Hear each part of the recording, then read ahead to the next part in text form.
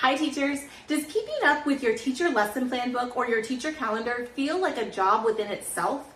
If you are struggling to keep up with these items or haven't quite found a system that actually works for you, then you are definitely in the right place. Hi, I'm Veronica. I am a real teacher with real advice, and I am here to tell you the system that works for me when keeping up with my monthly calendar as well as my weekly lesson plan book. These items that I'm going to share with you are realistic, they actually work, they're simple and easy to use. Believe me, I've tried so many different systems that are supposed to make my life easier, and unfortunately they haven't. So that's why I had to simplify it, look at what I really needed as a classroom teacher, and really hone in on what was going to actually get used and help me out. So go ahead and hit that subscribe button, and let's jump into the real life calendar and lesson plan book that I utilize every single day. Before I jump into specifics about my actual calendar and lesson plan book, I just wanted to let you know that I am very low tech when it comes to my lesson plan book and my teacher calendar. And there's an absolute reason for this. Believe me, I love technology. I think technology definitely has a place in the classroom and can be super helpful in every aspect of life. However, when it comes to keeping my calendar and my lesson plan book, I choose to go very low tech, and there's a great reason why. Most of the time, my laptop is being used either on my document camera for my smartboard, or maybe I'm creating a test or worksheet. Maybe I'm inputting grades when I have a free or spare moment and I have that program pulled up onto the computer. So when I need to access my gradebook or my calendar, it's oftentimes more of a chore. I have to unplug, click, freeze a smartboard, do whatever I need to do to access it if it were on the computer. Whereas when I use a paper version, I'm able to transport my lesson plan book easily from my desk in the morning up to my podium when class is starting. Because yes, I do like to check things off as I go. In regards to my calendar, I can easily add to it at the drop of a hat as soon as I see an email or something comes up and I need to put it onto the calendar. So I am keeping it low tech, but there are very good reasons behind that low tech.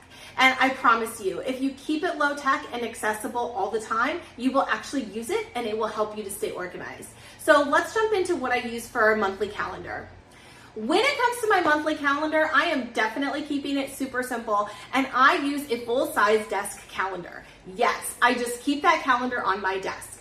Now, of course, there might be other notes that get jotted here and there, but for the most part, having the calendar on my desk out and visible for me to see is a great way to remind me of meetings that I have, of tasks that need to be turned in or completed, of any type of responsibilities, due dates, deadlines, anything that I have coming up, tests, whatever the case may be.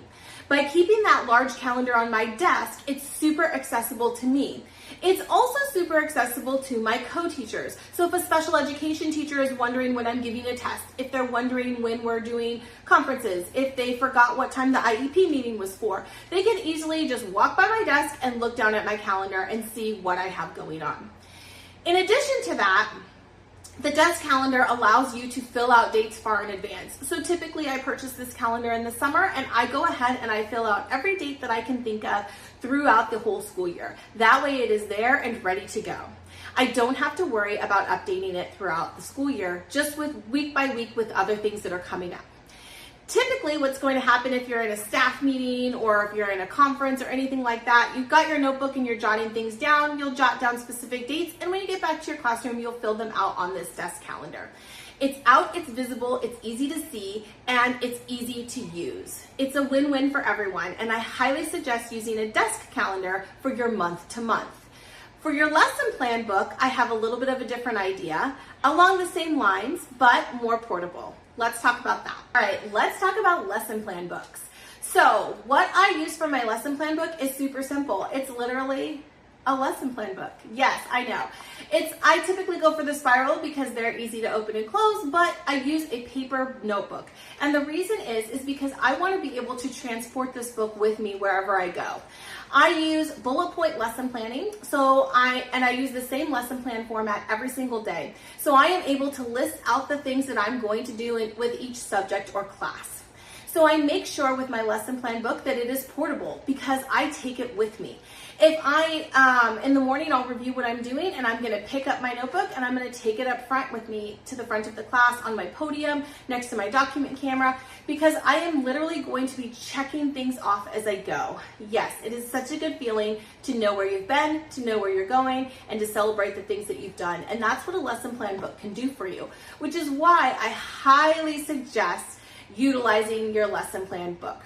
So there's another reason why I use just an actual notebook, and that is because then it is accessible to all the time.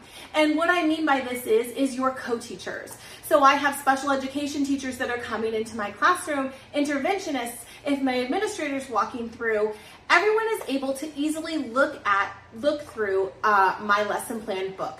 And they're able to see where I've been, where I'm going. They can see that I've checked things off, what I've gotten done, what point I'm at within my lesson.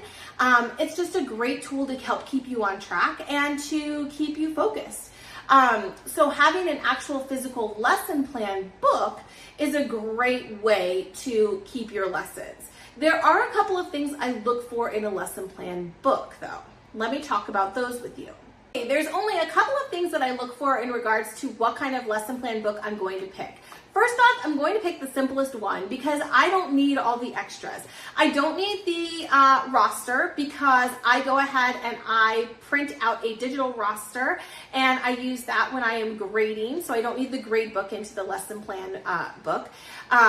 And I take my grading with me. So I don't want it to be in my lesson plan book in case someone's covering my class and they need to look at what they're supposed to do for that time. I always have my rosters separate because I get my grading done at school. If you need a little advice on this, check out my channel, Teaching in the Real World. I also don't worry about having the seating charts, birthdays, anything like that within the lesson plan book because it's available via my online grading program that my district uses. I can see students' birthdays there. I can create seating charts digitally. In fact, the program will create a random seating chart for me if I'd like, and it saves a lot of time and I don't have to worry about it. Remember, I like tech, just not with my lesson plan book. The last thing, and probably the most important thing that I look for within my lesson plan book is how the columns are displayed, how the days of the week. So I want vertical columns, Monday, Tuesday, Wednesday. I do not want to utilize columns that are going horizontally because I use bullet point lesson planning and the same lesson plan format every day. I'm going to go ahead and I list things out for each class. Also, if you're in the upper grades and middle school, you likely teach more than one class, more than one subject. So you're going to need to have like period 1, period 2, period 3, period 4 listed out here. Same with different subjects. So having it vertical is key, and that is the main and most important thing. Vertical columns will get you what you need in your lesson plan book. All right, that's it. Simple. Your lesson plan book will keep you on track. Let's talk about some other things I use when I'm lesson planning. Okay, the last piece of lesson planning is to create your lesson planning hub, and that is typically around your desk. So what I mean by a lesson planning hub is I mean just a place where everything that you need is there and accessible when you go to lesson plan, hopefully just that once a week. For me, I lesson plan on Thursday afternoons. It typically takes me about 45 minutes. I've got everything planned out for the week and know where I'm going. But in order to do this, I need a few things. So first off, I do this at my desk. I've got my desk calendar there and I'm able to see, okay, here are all the things that are coming up next week or this month. I've got my lesson plan book with my vertical lines or columns that allow me to go through and list things. I've got my lesson plan format, which you can check out on my website, teachingintherealworld.com, stapled into my lesson plan book so I can easily see what my format is, which helps me to take the guesswork out of planning, and a couple of other extras that I haven't talked to you about yet. So you'll definitely want to make sure that you have got your district scope and sequence available to you. I highly suggest just go ahead and pinning this on your wall next to your desk. That way you can easily check things off as you're going through the scope and sequence, and it's a great visual for you to see, okay, here's where I've been and here's where I need to go. The same thing applies to your state standards. Typically, most districts have a kind of state standards checklist where the standards are listed and then you've got each quarter of the school year listed next to it. And you can kind of check things off as students master them. First off, obviously, I like checking things off. It makes me feel super accomplished. but it also allows others to see all the great things that you're doing in your classroom, because as teachers, we know we're the worst at bragging about ourselves. So when your administrator comes in, they can easily see what you've done, where you've been, and where you're going. It's a win-win.